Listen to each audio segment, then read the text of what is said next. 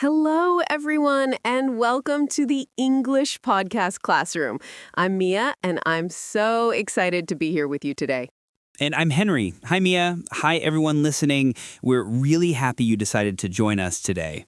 You know, Henry, we've been thinking about what topic would be most helpful for our listeners, and we realized something important.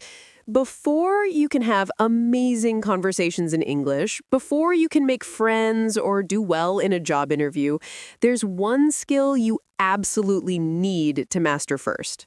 That's right. And that skill is introducing yourself. It might sound simple, but introducing yourself well in English is actually one of the most important things you can learn. Exactly. Think about it. When you meet someone new, whether it's at school, at work, when you're traveling, or even in an online meeting, the first thing you do is introduce yourself. It's your chance to make a great first impression. And the good news is, once you learn how to do it well, you'll feel so much more confident in all kinds of situations. So today, we're going to teach you everything you need to know about introducing yourself in English. We'll cover formal introductions, casual introductions, what information to include, common phrases you can use, and even some mistakes that many English learners make. We'll also give you lots of examples, and we really encourage you to practice speaking along with us. Don't be shy. This is your chance to practice. So, are you ready, Henry? Absolutely. Let's start with the basics. Mia, when you meet someone for the very first time, what's the first thing you usually say? Well, the most common and simple way to start is just to say hello and tell them your name. For example, I might say, "Hi, I'm Mia," or "Hello, my name is Mia." Perfect. And those are both great options. Now, there's a small difference between them. Hi, I'm Mia is more casual and friendly. You'd use this with people your age, with classmates, with new friends, or in relaxed situations. Right. And "Hello, my name is Mia" sounds a little bit more formal. You might use this in a business meeting, in a job interview, or when you're meeting someone important for the first time. Exactly. But here's something interesting. In very formal situations like a job interview or a professional conference, some people even say, "Good morning, my name is Henry Chen," or "Good afternoon, my name is Henry Chen." Using good morning or good afternoon plus your full name makes it sound very professional. That's a great point. And speaking of names, Henry, should people use their full name or just their first name? Good question. In casual situations, just your first name is perfect. But in formal or professional situations, it's better to give your full name. For example, in a job interview, I'd say, "Hello, my name is Henry Chen," rather than just, "Hi, I'm Henry." Makes sense. Now, after you say your name, what comes next?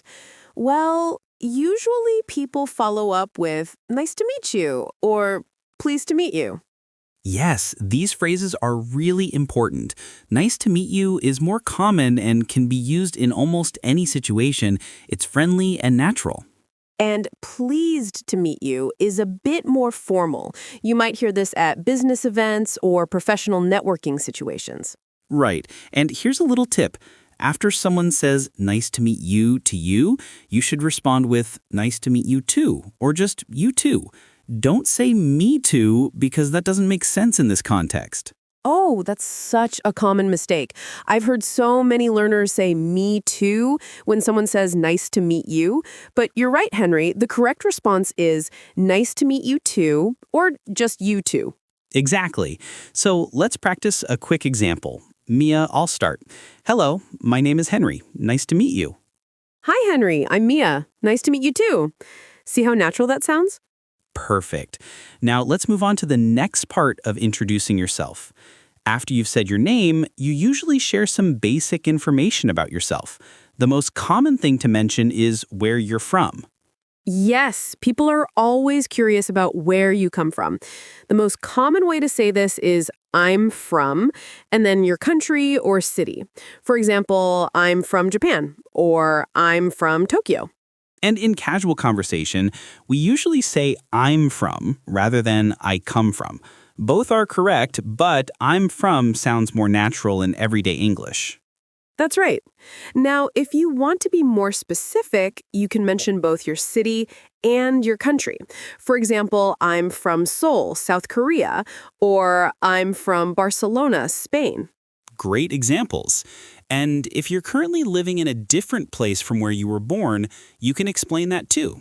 You might say, I'm from Brazil, but I'm living in London now. Or, I'm originally from Vietnam, but I live in Australia.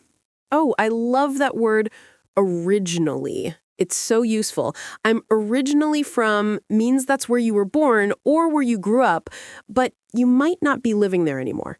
Exactly. Now, another thing people often mention when introducing themselves is what they do. That means your job, your studies, or your occupation. Right. If you're a student, you can say something like, I'm a student, or I'm studying engineering at university, or I'm in high school. And if you have a job, you can say, I'm a teacher, or I work as a software developer, or I work in marketing. Notice that we have different ways to talk about our jobs. You can say, I'm a, plus your job title, like I'm a doctor or I'm an accountant. Or you can say, I work as a, plus your job, like I work as a nurse. And if you want to mention the company or place where you work, you can say, I work at or I work for. For example, I work at a hospital or I work for a technology company. Perfect. Now, let's put this all together in a complete introduction. Henry, why don't you give us an example? Sure. Here's a casual introduction. Hi, I'm Henry. I'm from Canada, but I'm living in Singapore now. I work as an English teacher, and I love helping people improve their language skills. Nice to meet you. That's excellent. It's friendly, natural, and gives people a good sense of who you are. Now, let me try a more formal one.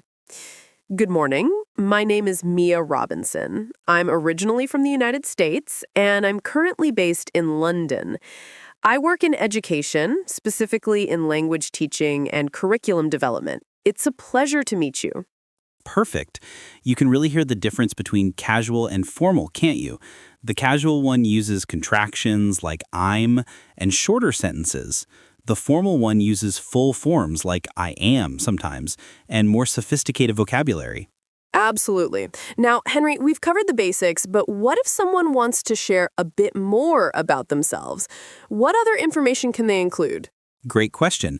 After the basics, you can talk about your hobbies or interests. This makes the conversation more personal and interesting. You might say something like, in my free time, I enjoy reading and hiking, or I love playing guitar and cooking. Yes, sharing your hobbies is a wonderful way to connect with people. You never know. The person you're talking to might share the same interests.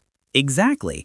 And you can also mention your family if it feels appropriate. For example, I have two sisters, or I'm married with one daughter, or I live with my parents and my younger brother. That's true. Although I should mention that in some cultures, especially in professional settings, people don't usually share too much about their family when first meeting someone. It depends on the situation. Right. Good point, Mia. You have to read the situation. In a casual, friendly environment, talking about your family is perfectly fine. But in a job interview or a very formal business meeting, it's better to focus on professional information. Right. Now, let's talk about different situations where you might need to introduce yourself, because the way you do it can change depending on where you are and who you're talking to. Great idea. Let's start with introducing yourself in a classroom or at school. This is a really common situation for English learners. Okay, so imagine it's your first day in a new English class and the teacher asks everyone to introduce themselves. What would you say? I'd probably say something like this. Hi, everyone. My name is Henry. I'm from Canada, and I've been living here for 3 years. I'm taking this class because I want to improve my business English for work. In my free time, I enjoy playing basketball and watching movies. I'm looking forward to learning with all of you. That's perfect for a classroom setting. You mentioned your name, where you're from, why you're taking the class, your hobbies, and you ended with a friendly comment about looking forward to learning together. Thanks. Notice that I kept it relatively brief, but still gave enough information so that my classmates could get to know me a bit. You don't want to talk for too long and bore everyone. Exactly. Keep it around 30 to 45 seconds. That's usually the sweet spot. Now, let's think about another situation. Henry, how would you introduce yourself if you were at a social event, like a party or a networking event? At a social event, I'd make it even more casual and friendly. I might say, "Hi, I'm Henry. Great to be here. Are you enjoying the party? I actually just moved to this neighborhood, so I'm excited to meet people. What about you? Do you live around here?" Oh, I love that. You introduced yourself, but you also asked the other person a question, which helps start a real conversation. That's a really important skill. Absolutely. When you're at a social event, you don't just want to talk about yourself and then stop. The goal is to start a conversation, so asking questions is key. Great advice. Now, what about introducing yourself when you're traveling? Let's say you're staying at a hostel or you meet someone on a train. When you're traveling, people are usually really friendly and curious. You might say something like, "Hey, I'm Henry. I'm traveling around Europe for a month. This is actually my first time in this city. Have you been here before?" Perfect. Travel introductions are usually relaxed and focus on where you're going, where you've been, and asking for recommendations or advice. Exactly. And here's a fun one. What about introducing yourself in an online meeting? That's become so common these days. Oh, yes. Online introductions are a bit different because you can't shake hands or use as much body language. I usually say something like, "Hi, everyone. I'm Mia. Can everyone hear me okay? I'm calling in from London today. I work in English education, and I'm really excited to be part of this meeting." That's great. You checked that your audio is working, you mentioned where you're calling from, and you kept it professional but friendly. Thanks. Now, Henry, let's talk about the big one. How do you introduce yourself in a job interview? The job interview introduction. This is so important. In a job interview, your introduction is often the answer to the question, "Tell me about yourself." This is your chance to make a strong first impression. Absolutely.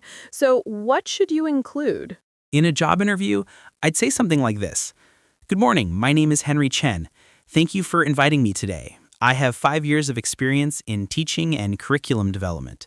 I'm currently working as a senior English teacher where I design course materials and train new teachers. I'm particularly interested in this position because I admire your company's innovative approach to education, and I believe my experience in developing digital learning resources would be a great fit for your team." Wow, that's an excellent job interview introduction. You mentioned your name, thanked them, summarized your experience, talked about your current role, and explained why you're interested in the position. That covers all the key points. Thank you. The key to a good job interview introduction is to be professional, confident, and relevant. You want to focus on your skills and experience that relate to the job you're applying for. Exactly. Don't talk about your hobbies or your family in a job interview introduction unless they specifically ask. Keep it professional and focused. Right. Now, Mia, we've talked a lot about what to do when introducing yourself, but what are some common mistakes that English learners make? Oh, that's such an important question. Let me think. One common mistake is saying, "I have," followed by an age. For example, some learners say, "I have 25 years." But the correct way is, "I'm 25 years old," or just, "I'm 25." Yes, that's a really common one. We say I'm plus age, not I have plus age. Another mistake is saying, "My name is John, and you?" That sounds a bit direct in English. Instead, after introducing yourself, you should ask, "What's your name?" Or, "And you are?" Good point. Or you can say, "And what should I call you?" which is a polite way to ask someone's name. Oh, here's another one. Some learners forget to use the article before their job. They might say, "I'm teacher," instead of "I'm a teacher." Remember, you need that article. Absolutely. Unless the job is unique or it's a title, you always say I'm a or I'm an before the job. So I'm a doctor, I'm an engineer, I'm a student. Right. Now, another mistake is being too formal in casual situations or too casual in formal situations. You have to match your language to the context. That's so true. If you're at a party and you say, "Good evening, my name is Henry Chen, pleased to make your acquaintance," people might think you're a bit strange. Exactly. And if you're in a job interview and you say, "Hey, I'm Mia, what's up?" that would be way too casual and unprofessional. Right, you have to read the room and adjust your language accordingly. Another thing I notice is that some learners share too much information too quickly. You don't need to tell someone your entire life story in the first 2 minutes. Yes, keep your introduction concise. Share the key information and then let the conversation develop naturally.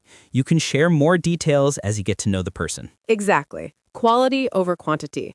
A short, clear, confident introduction is much better than a long, rambling one. Well said. Now, Mia, do you have any final tips for our listeners about making a great introduction? I do. First, practice your introduction before you need it. If you know you're going to a networking event or starting a new class, prepare what you're going to say and practice it out loud. That's excellent advice. Practicing helps you feel more confident and speak more smoothly. My second, smile and make eye contact when you introduce yourself. Even though these aren't language skills, they make a huge difference in how people perceive you. Absolutely. Body language is so important for making a good first impression. My third, speak clearly and don't rush. It's okay to speak a bit slowly if you're nervous. Clear communication is more important than speed. Great point. And here's my tip. Listen carefully when the other person introduces themselves. Try to remember their name and use it in the conversation. People appreciate when you remember and use their name. That's such good advice, Henry. Using someone's name makes the interaction more personal and shows that you're paying attention. Exactly. And one more thing. Don't be afraid to ask someone to repeat their name if you didn't catch it the first time. It's much better to ask than to spend the whole conversation not knowing their name. So true. You can say something like, "I'm sorry, I didn't catch your name," or "Could you repeat your name, please?" People understand that names can be difficult, especially in a second language. Right. And remember, everyone feels a bit nervous when meeting new people, even native English speakers. So don't be too hard on yourself if your introduction isn't perfect. That's really important to remember. The goal is communication, not perfection. If you can clearly share who you are and start a friendly conversation, you've succeeded. Absolutely. Now, let's do a quick review of everything we've covered today. We talked about basic introductions, including how to say your name with "Hi, I'm," or "My name is." We discussed formal versus casual introductions and how to adjust your language depending on the situation. We covered what information to include, like your name, where you're from, what you do, and your interests or hobbies. We looked at introductions in different situations, from classrooms to job interviews to social events. And we talked about common mistakes to avoid, like forgetting articles before jobs or sharing too much information too quickly. We really covered a lot today. I hope our listeners feel more confident about introducing themselves in English now. Me too. And remember, the more you practice, the easier it becomes. Try introducing yourself in English whenever you get the chance, even if it's just practicing alone in front of a mirror. That's right. You could also practice with a friend or language partner. Take turns introducing yourselves in different scenarios. Make it fun. Great idea. And if you're watching videos online or listening to podcasts, pay attention to how people introduce themselves. You can learn a lot just by observing. Absolutely.